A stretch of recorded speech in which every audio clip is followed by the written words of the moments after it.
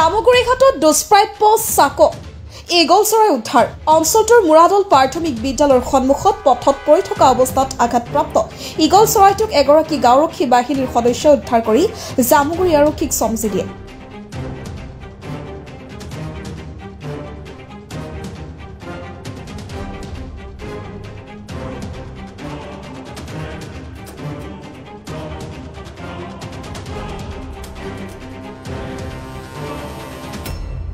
আৰক্ষীয়ে ততাতৈয়াকৈ বন বিভাগৰ লগত যোগাযোগ কৰি আঘাতপ্ৰাপ্ত দুষ্প্ৰাপ্য চাক ঈগল চৰাইটোক চমজি দিয়ে। বন বিভাগে চৰাইটোক চিকিৎসকৰ জৰিয়তে চিকিৎসা কৰাই সুস্থ কৰি পৰৱৰ্তী সময়ত কাজিৰঙাৰ ৬ষ্ঠ সংযোজনৰ ভিতৰত মুকলি কৰি দিয়াৰ কথা ব্যক্ত কৰে।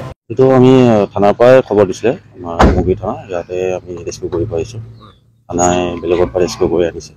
আমি জনামতে ঈগলে হয়, ঈগলটো আমি ভেৰিফাই কৰিছোঁ, এতিয়া ভালকৈ ভেৰিফাই হোৱা নাই। তো আমি যিটো দেখিছোঁ এইটো চাক ঈগল বুলি কয়, সেইটো হ'ব লাগে। তো এতিয়া ট্ৰিটমেণ্ট কৰা হ'ব, তাকে এতিয়া ভেটেৰিনেৰীত লৈ গৈ ট্ৰিটমেণ্ট কৰা। এতিয়া ভেটেৰিনেৰী ডক্টৰে যি কয় সেই হিচাপত পৰামৰ্শ লৈ পেলাই আমি যদি এৰিব দিব পাৰোঁ এৰি দিম আমাৰ 6 এডিশ্যনৰ ভিতৰত, আৰু নহ'লে আমি ট্ৰিটমেণ্টৰ কাৰণে কেইদিন ৰাখিম।